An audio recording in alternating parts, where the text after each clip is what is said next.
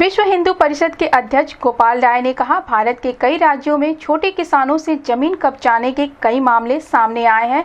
इनमें से कुछ मामलों में किसानों ने गरीब मुसलमानों को दफनाने के लिए थोड़ी सी जमीन दी थी, लेकिन बदले में उन्हें अपनी पूरी जमीन गंवानी पड़ी। वक्फ बोर्ड ने इस तरह से कई लाख करोड़ रुपए की जमीन पर कब्जा कर लिया है। कर्नाटक का उदाहरण देते हुए कहा, कर्नाटक में वक्फ बोर्ड ने 18 एकड़ जमीन पर कब्जा कर लिया, जबकि यह जमीन एक किसान की थी। पीड़ित अभी भी जिला अधिकारी और पुलिस अधीक्षक के चक्कर लगा रहा है।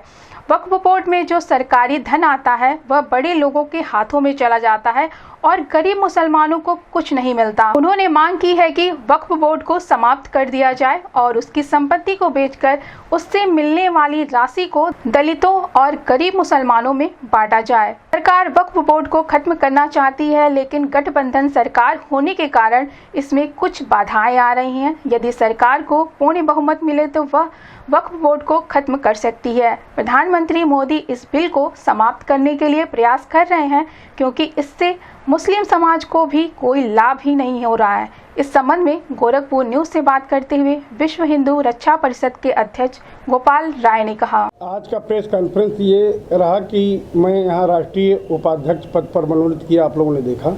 और मेन ये है कि मैं भारत के प्रधानमंत्री मोदी जी से ये कहना चाहता हूँ कि वक्फ बोर्ड बिल्कुल समाप्त करें, क्योंकि कई हजार एकड़ ज़मीन गरीबों और किसानों की वक्फ बोर्ड ने कब्जा कर रखा है और उसको गलत इस्तेमाल कर रहा है। जैसे अभी कर्नाटक में एक गरीब किसान था और उसने एक गरीब मुस्लिम को दे दिया था कि ले लो अपना कब्रिस्तान, नहीं कहीं मिल रही है तो थोड़ी जगह ले लो।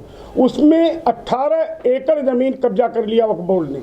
इस तरह पूरे भारत के सभी राज्यों और सभी जनपदों में ऐसा हो रहा है। ऐसी स्थिति में मैं भारत सरकार के प्रधानमंत्री से ये मांग करता हूँ कि वक्फ बोर्ड जो नाजायज़ ढंग से काम कर रहा है, गरीब किसान जितने भी हैं, वो चाहे मुसलमान ही क्यों ना हो, इनको भी प्रताड़ित किया जा रहा है।